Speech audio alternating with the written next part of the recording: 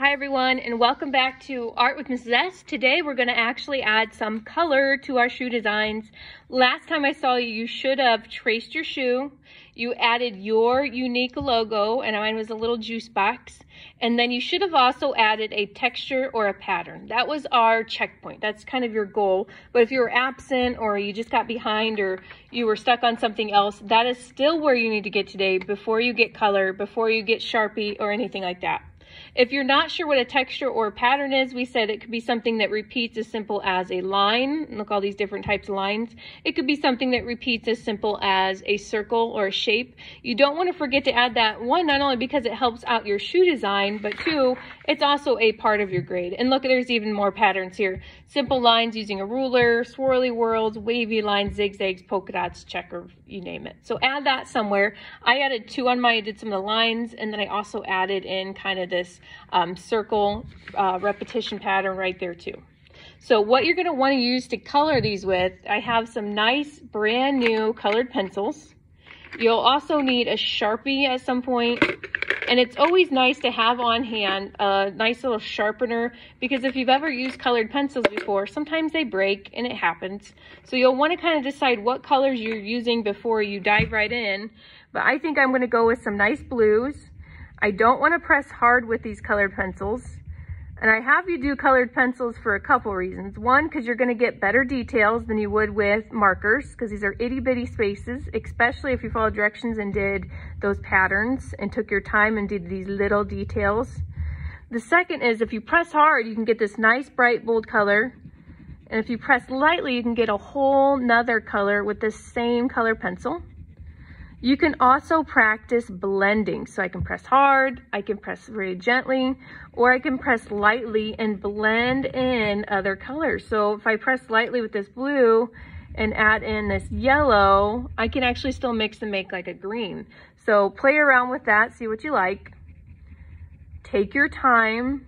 You want to get in all these little areas. You shouldn't be telling me about 5-10 minutes that you're done. If you worked ahead, I want to check your work, because you might have to restart your shoe design if you went too fast and you got kind of sloppy, or maybe you just were so excited to move on, but maybe you messed up. So I'll help you out with that if you did. You can incorporate white in your shoe design, but it should not be, you know, your half of full your shoe. Like, that's just saying I don't want to color anything, Mrs. Sprunner. So take your time. You can get these nice rich details, and yes, even get in those itty bitty spots like these circles. Take your time. I usually give you at least 2 full days to add color to your design. And I'm even working quick here, and it's going to take me some time. Slow down. Don't worry about this stuff out here, because we're going to cut this out, so don't worry about the background. And I left the Sharpie with you. Some people like to outline their shoe before they color, kind of like a coloring page. But everybody will either outline their shoe before or after you're done coloring. And what that means is everything you drew and pencil, or almost everything, should be outlined with this nice, bold, rich Sharpie, okay? So your checkpoint today, double check that you have your texture pattern in your logo, finish tracing your shoe, and then you're gonna start adding color with colored pencil. When you turn this stuff in today, I'm gonna make sure that you have 12 colored pencils, you have your Sharpie, and then this little booger here. So make sure you have your sharpener. And these are great too. If you need to sharpen something, you can sharpen it right into these buckets, or you can do it over a trash can, but that way you're staying in your seat and you're staying socially distanced.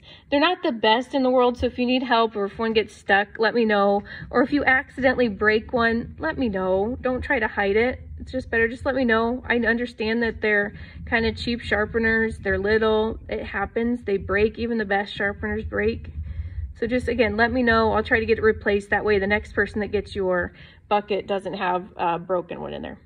If you need to clean out your bucket, you can actually hold all these and then just dump out your trash. That way you don't have it all over your desk and the floor, and we don't make Miss Tina mad, okay?